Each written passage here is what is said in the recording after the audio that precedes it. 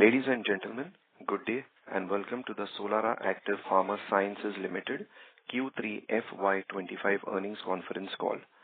As a reminder, all participant lines will be in the listen-only mode, and there will be an opportunity for you to ask questions after the presentation concludes.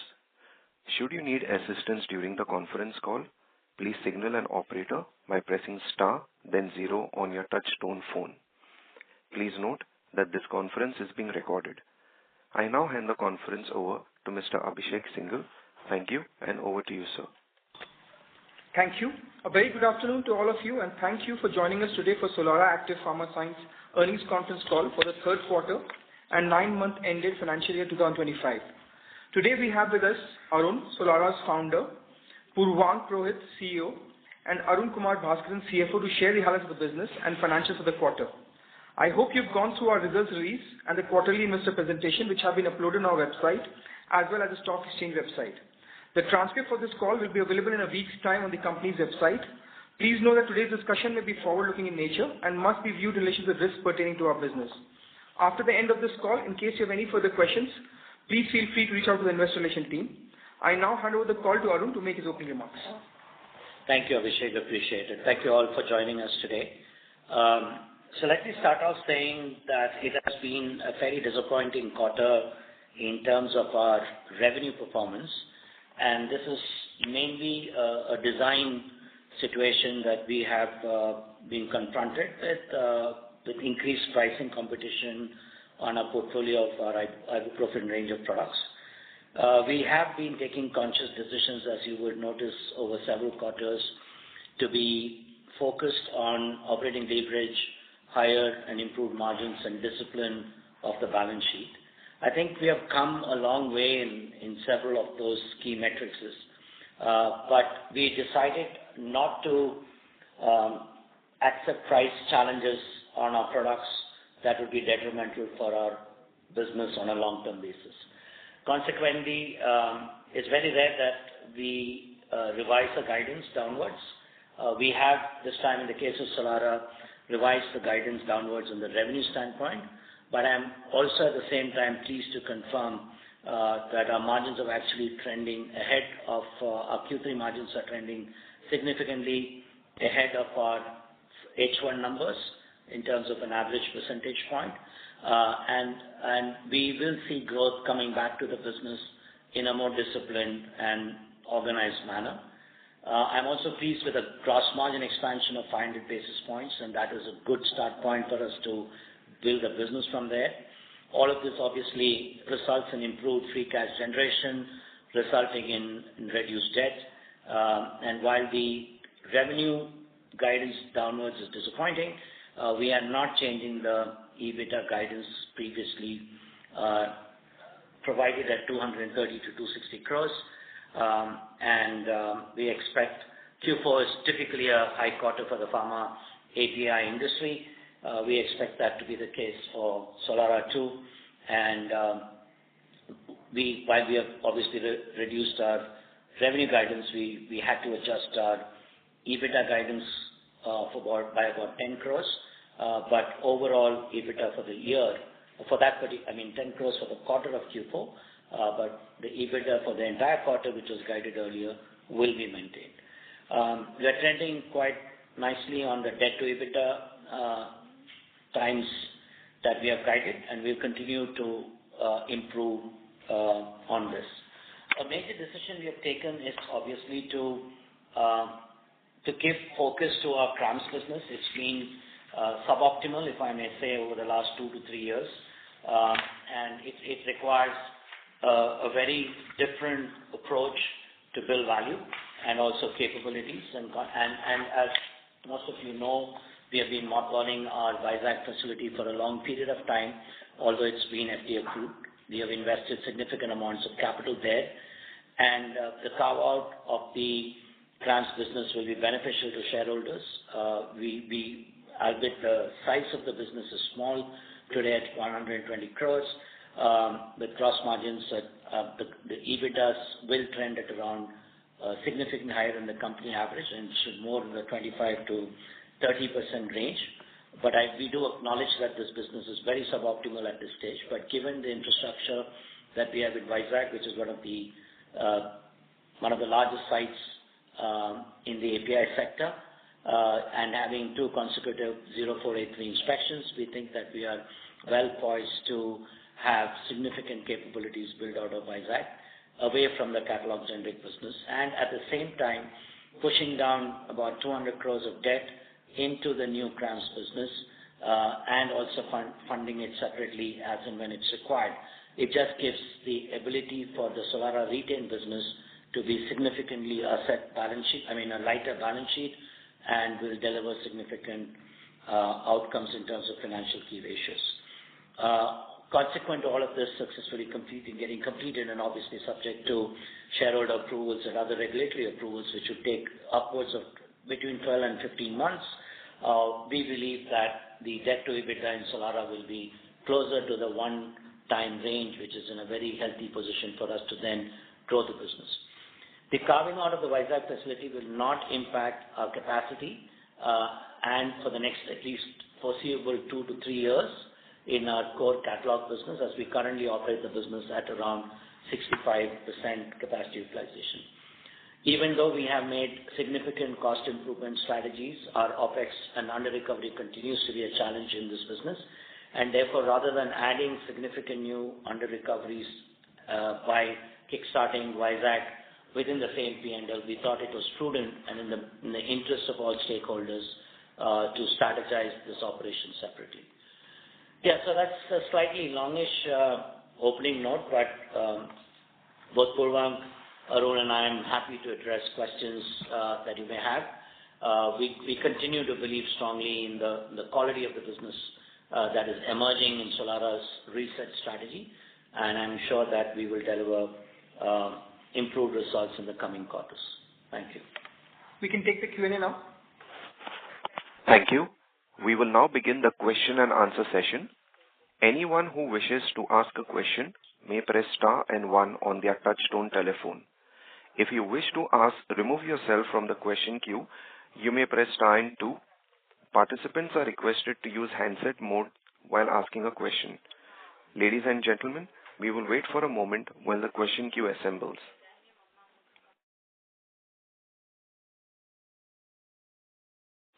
The first question is from the line of Amrish Kumar from Geosphere Capital. Please go ahead. Thank you for the opportunity, sir. And this is regarding the carve-out of CRAMS business. So if you can give just a history of this business, how you have grown it so far, and the idea behind, you have explained it in a bit, but a little bit more detail, and how it will compete in the current environment. And how does a separate identity for this business help us as a Solara? And what are the technological capabilities we have developed in this business so far? Some details, and how big is the business, the context would be helpful. Thank you, sir. Thank you, Amrish. I mean, like you rightly said, most of your questions have been addressed in my opening statement, but just to re-emphasize, staying in the catalog generics business, we believe Solara does not have the required bandwidth of leadership and the financial resources to build this business while it is resetting its own proprietary catalog business. So the need to do this was obvious. Vizag is a very significant plant with almost 700 KL capacity, and has the ability to double that capacity easily, which is what typically potential partners would look at large capacities if they were going to come our way. Our CRAMS business has been very suboptimal. It's been very stagnant and not been growing so much. But we believe that with a renewed focus, we can add significant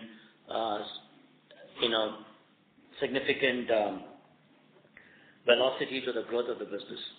This business currently in FY'25 is approximately 120 crores. It delivers that 25 to 27% range adjusted EBITDA.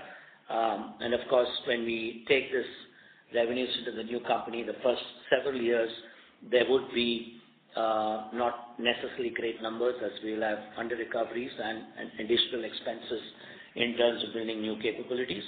But overall, I think the pharmaceutical polymers business that we have got a lot of legs to grow, and we will build that business quite significant.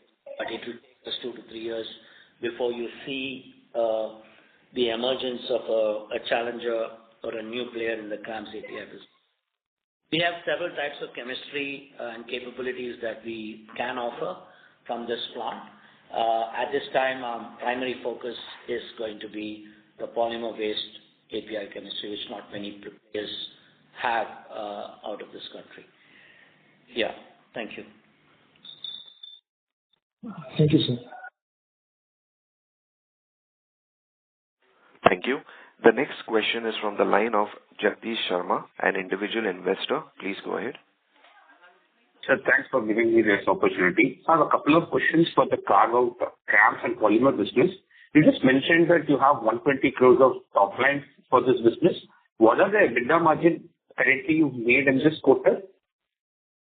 We can't give you EBITDA margin?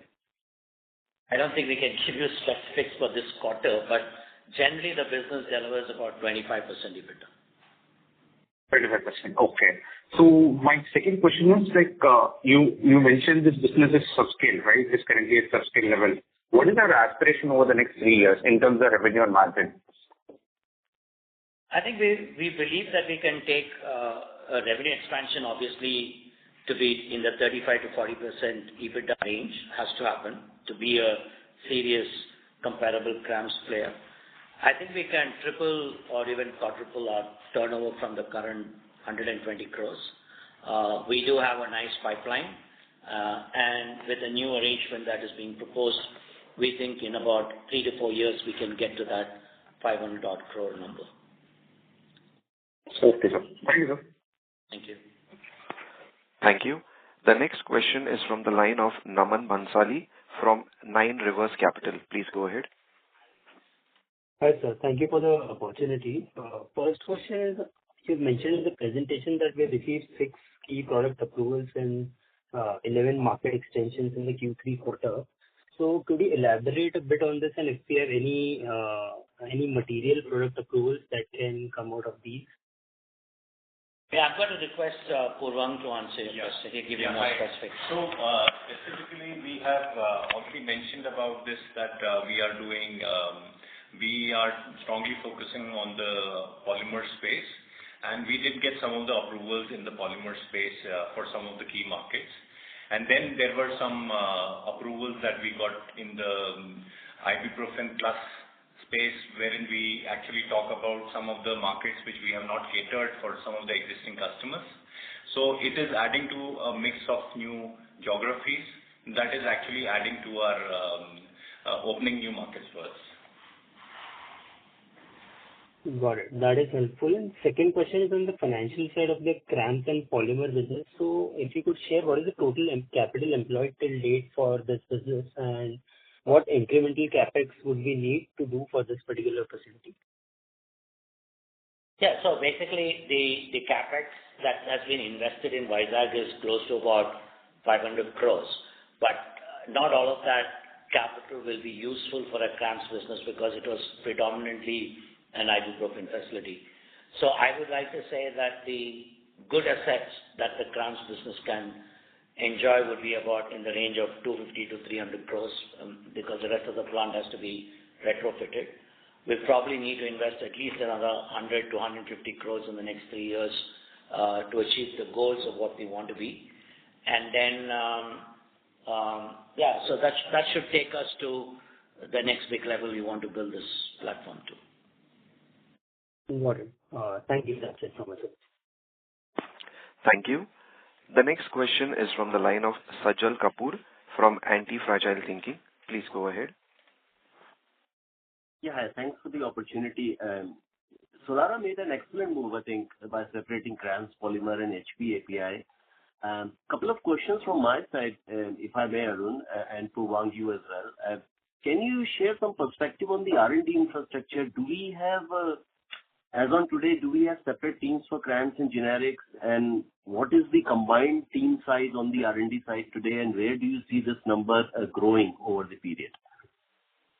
So basically today our R&D is combined for both generics and for the CRAMS business, and that is one of the key reasons that we need to separate and segregate the two, considering that we need a very different level of capabilities and infrastructure to attract customers. So this move of ours would facilitate that. We think that we will end up at adding at least 100 new scientists for our CRAMS division in the next 12 months.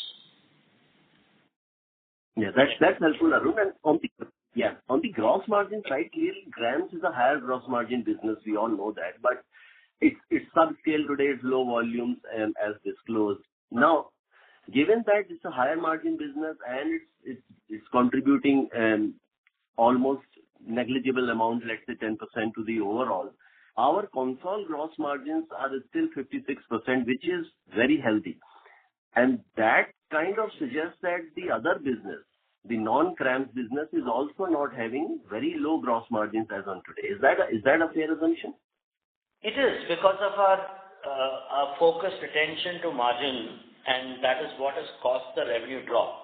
So our attention has been that when we are price challenged, we are happy to let go of business, and we give credit to the new challengers for having built plants which are very modern, of very large scale. But considering that we've been an ibuprofen player for 40 years, obviously we find ourselves pitted against very young challengers, and we are happy to let go of business in the interest of margins. And you rightly pointed out that and if you look at Purvan's commentary, 76% of our business continues to be in the regulated market. So they are very sticky businesses. They're long-term partnerships where we would rather service those customers and increase the wallet share than trying to expand markets at price. So you are right, at 55%, I think we have achieved our first threshold of an ideal margin situation. I don't think the carve-out to the CRAMS business is going to drop this dramatically, may drop it by 100, 200 bits, but even 53-55% range is what we want to first establish. Growth, given the structured approach of not chasing revenues, will come because seeding customers and geographical expansions, and that is why we highlighted that we got new same products expanded to new territories or acquiring new customers are good, healthy signs where we can show growth.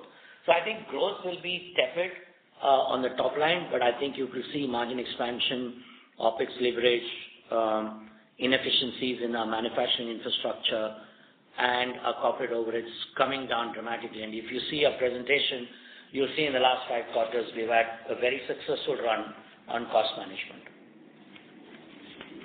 No, brilliant thinking, Arun. Definitely a master stroke, no doubt. I'm done with my questions. Thank you. Thank you. The next question is from the line of Divya Shah, an individual investor. Please go ahead. Hi, sir. Thanks for the opportunity. So my question was on the top line guidance, which has been revised down. So if you look at the FY'25 as a whole, at the mid-range of your Q4 guidance, we'll be doing mid-single digit revenue growth in FY'25. And if I take a 3-year view, what is the potential growth that we can achieve for Solara? That's my first question. Double digits would be a fair assumption. Okay, got it. And my second question was on the EBITDA margin side. So, I mean, we've already reached 20% EBITDA margin in this quarter. So going forward, if we take a long-term view of 3 to 4 years again, what kind of margins can Solara catalog API business do? I don't think we can go much further from here. I think 20% to start off, and if we can have 3 or 4 consistent quarters at these percentage numbers, then we can start accelerating because incremental growth will flow through, margins will improve if we keep the gross margin. So at this time, I am following a a group strategy of consolidation every 3-4 quarters and then growth coming after, and it's worked well, and I think it will flow through here too.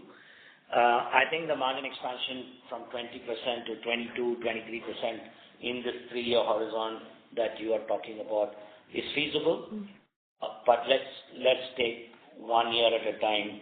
And I think importantly, if we can have another 5 quarters of 20% EBITDA, and even if the growth is only 10%, it delivers close to 350 to 400 crores of free cash in that period. And the first target is to make the balance sheet even lighter and make the company debt-free. And that's my goal, and I think we'll get there. Okay, got it. That's it from my side. Thank you. Thank you. The next question is from the line of Jagdish Sharma, an individual investor. Please go ahead.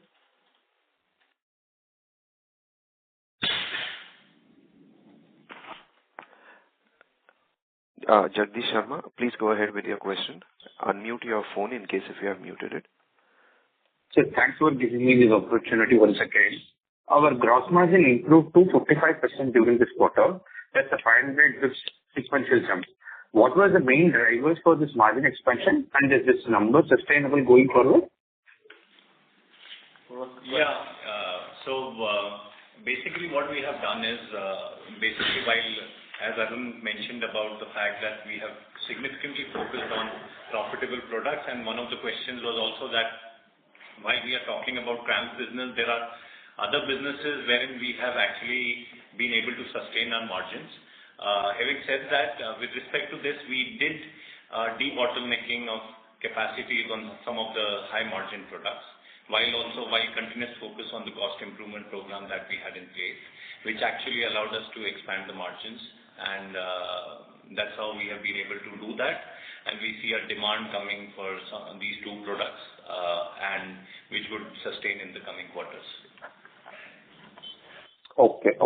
My second question is, like, our other expenses have reduced to 56 crore in this quarter. Is this sustainable going forward? What were the key initiatives taken by us to bring this efficiency?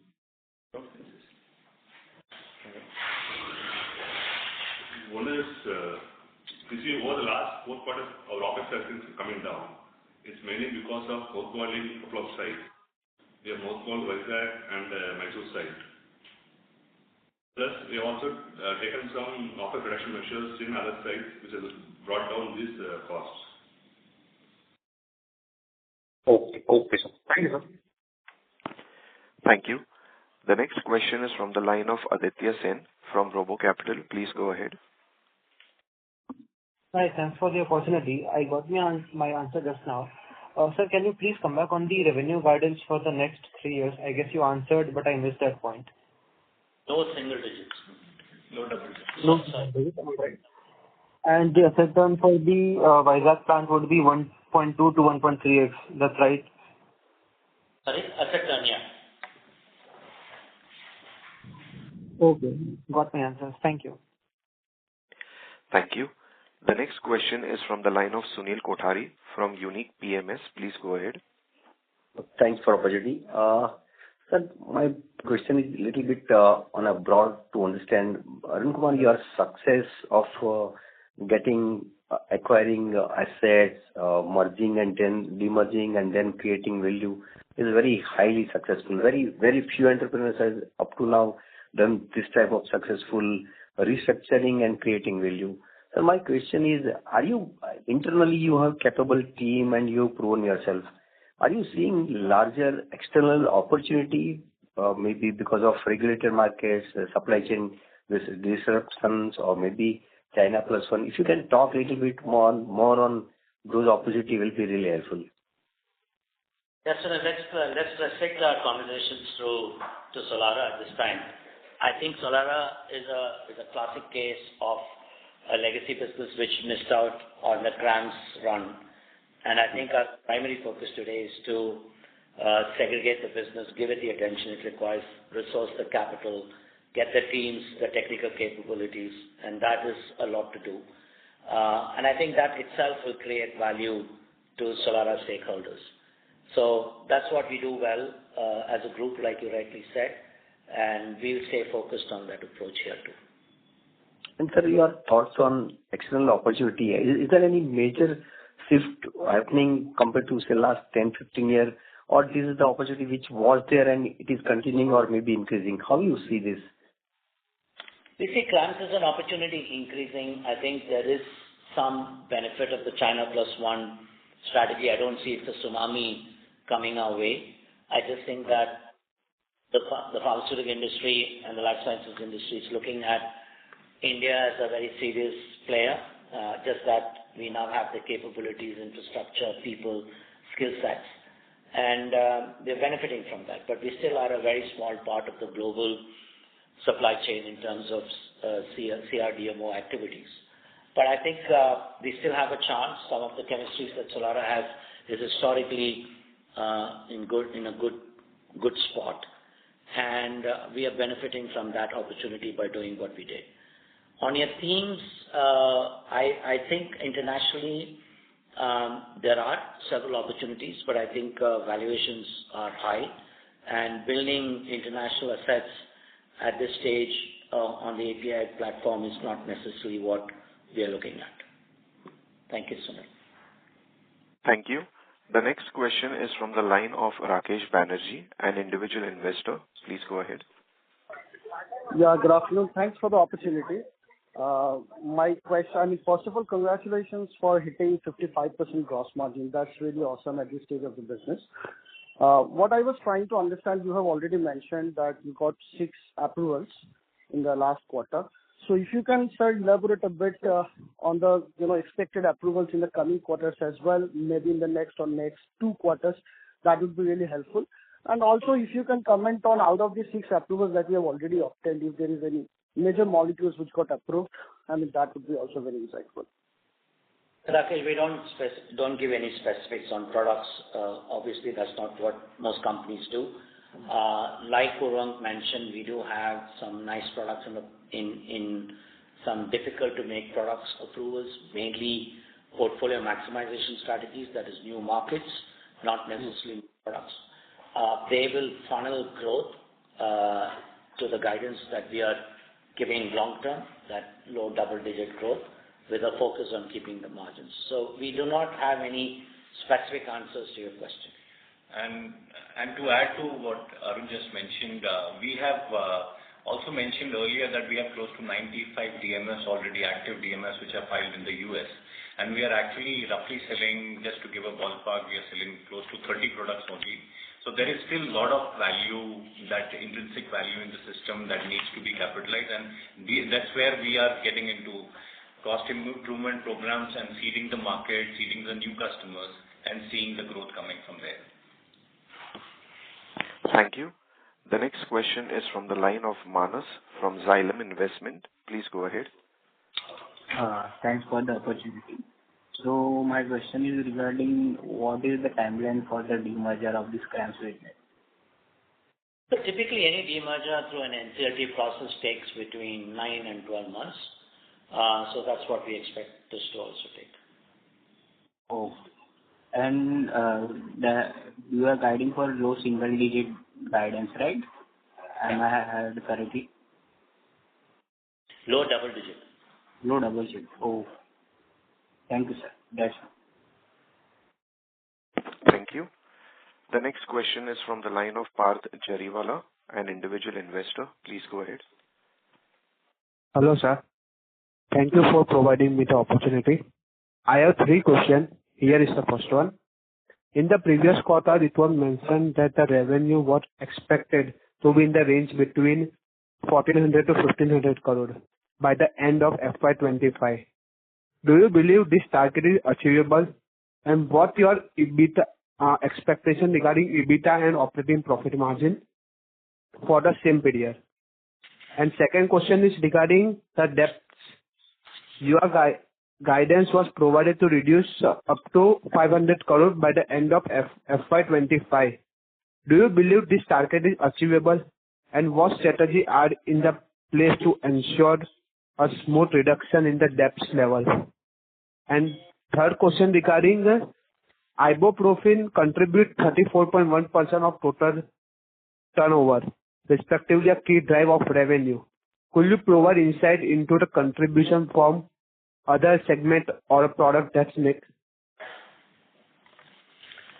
So, Parth, all of these questions are already addressed, but we will respect your time today. I think you probably came in late. I did mention we actually guided for a reduced revenue in Q4. It's already part of our guidance and our EBITDA. So consequently, we will not get to the 1,400-1,500 range. We'll be more in the 1,300-1,400 range, which means that there is a drop in approximately 100 crores of revenue. And we've dropped 10 crores of EBITDA in Q4. That means that our exit run rate will not be in the 400-500 crore number that you're referring it. It will be more in the 300 crore number. I do not know where you got the 500 in the first place. It was never there before. And we will continue to build from here, focusing on margins. Our debt has already reduced quite significantly. If you look at our debt book, we are now sub 2 times debt to EBITDA. 2.5 times debt to EBITDA, compared to almost 6 times when we started this research journey about 6 quarters ago. And we expect the debt to be under 1.5 in the next 12, 14 months after the carve-out is complete. Thank you.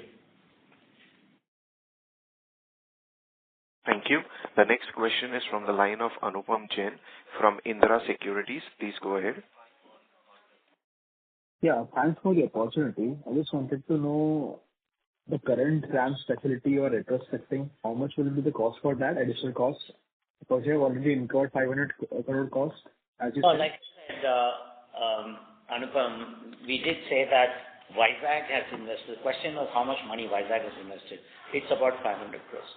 Of which I also mentioned that I believe that the assets that are useful for the CRAMS business is not more than 300 crores. So that is the useful value of the assets. We probably have to invest 100 crores to get to where we want to be. Yeah, so basically the facility was net scale and divided into ibuprofen, high potent API and polymer division. Correct. But ibuprofen block is not going to be, has to be retrofitted because we plan to convert that into a different segment, which we will shortly make certain update announcements in the next quarter. Thank you. Ladies and gentlemen, that was the last question for today. I would now like to hand the conference over to the management for the closing comments. Thank you all, and do be in touch with us or with our investor relations team if you have any questions. We appreciate your time and have a good weekend. Thank you. Thank you, ladies and gentlemen. On behalf of Solara Active Pharma Sciences, that concludes this conference. Thank you for joining us, and you may now disconnect your lines.